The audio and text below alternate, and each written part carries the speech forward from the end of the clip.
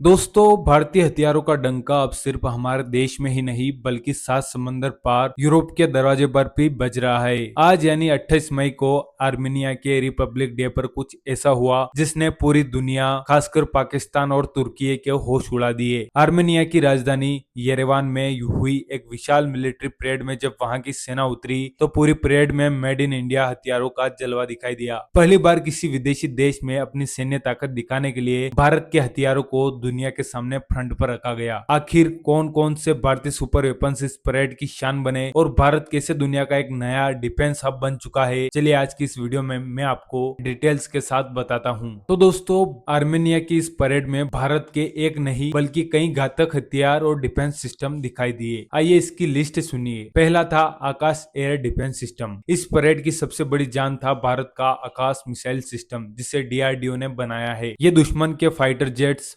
Drone और cruise मिसाइलों को 30 किलोमीटर दूर ही हवा में भस्म कर देता है। आर्मेनिया ने 2022 में करीब $720 मिलियन की यह डील की थी और वो इस सिस्टम को खरीदने वाला पहला भारतीय विदेशी दोस्त बना था। दूसरा है पिनाका रॉकेट लॉन्चर।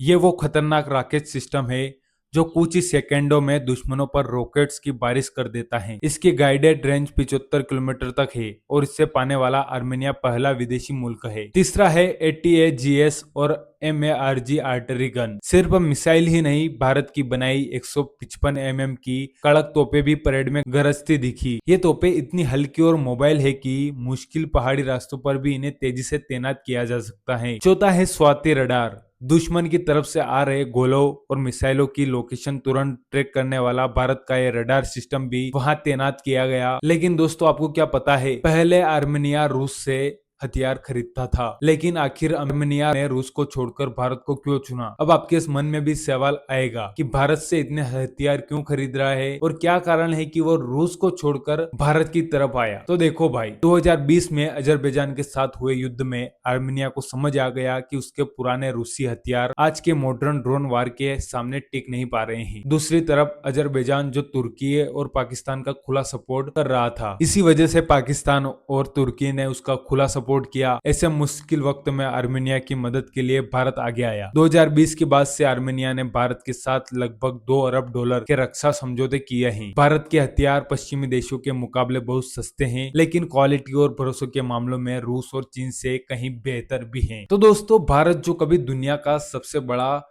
हथियार खरीदार हुआ करता था, आज वो तस्वीर पूरी बदल चुकी है।